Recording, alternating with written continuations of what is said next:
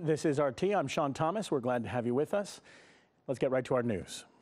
Now, a new surveillance leak, courtesy of Edward Snowden, has uncovered a vast U.S. monitoring program that allows countless analysts access to, quote, nearly everything people do online. RT's Gina Chichikan has the details. It's called XKeyScore. According to these documents, it allows analysts to search with no prior authorization through vast databases containing emails, online chats, and the browsing histories of millions of individuals. Remember Snowden's video interview where he said, "I, sitting at my desk, could wiretap anyone from you, your accountant, to a federal judge, or even the president if I had a personal email?" Well, XKeyScore is apparently how it is done.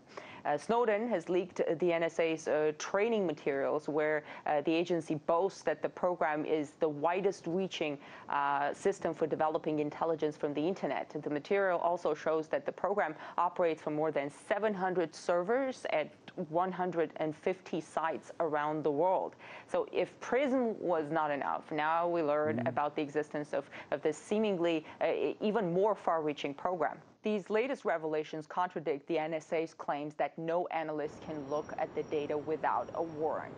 The NSA says allegations of widespread unchecked analyst access to NSA collection of data are simply not true.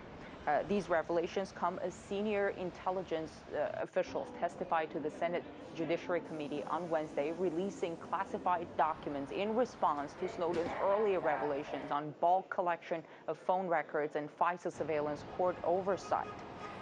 And the NSA, of course, defends the programs, saying that these programs are authorized to collect in bulk certain dialing, routing, addressing, and signaling information about telephone calls and electronic communications, such as telephone numbers or email addresses.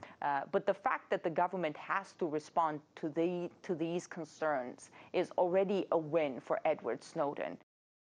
Meanwhile, the NSA chief has defended the surveillance program, saying that its intentions are justified, legal, and helped to prevent terror attacks around the world. The address by General Keith Alexander came at an annual hackers conference in Las Vegas, where he came under fire from the crowd. Security researcher Karsten Knoll, who was present at the conference, says that this is just the beginning of an all-out debate.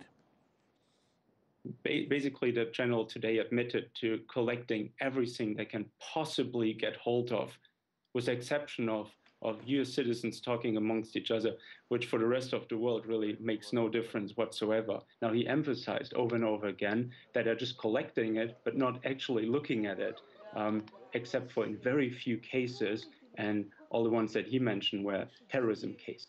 Of course, that now leads to all kinds of new criticism in terms of having to trust the NSA, having this data and not using it. To me, at least, that was not very convincing.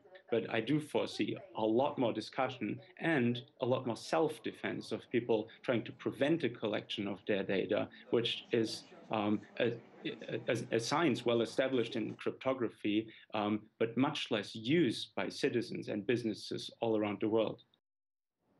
Now, the man behind these latest revelations is former NSA contractor Edward Snowden. He is still stuck in an airport in Moscow transit zone, where he is waiting for his request for political asylum in Russia to be processed. His father says that the FBI has tried to persuade him to fly to Moscow to make his son go back to the United States. But talking to Russian television, Lon Snowden said that if he was in his son's shoes, well, he wouldn't return to America. Ed, I hope you're watching. Your family is well, and we love you. I hope to see you soon. I would also like to thank President Vladimir Putin and the Russian government for what I believe, the courage and the strength and conviction to keep my son safe.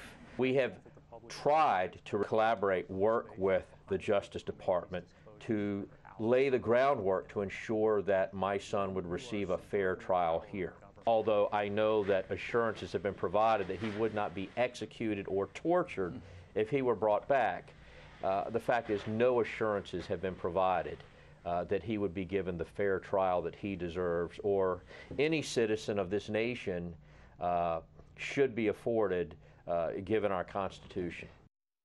Meanwhile, another American whistleblower, Army Private Bradley Manning, has been acquitted on one of the most serious charges under American law of aiding the enemy. The 25-year-old is still staring at the prospect of life behind bars.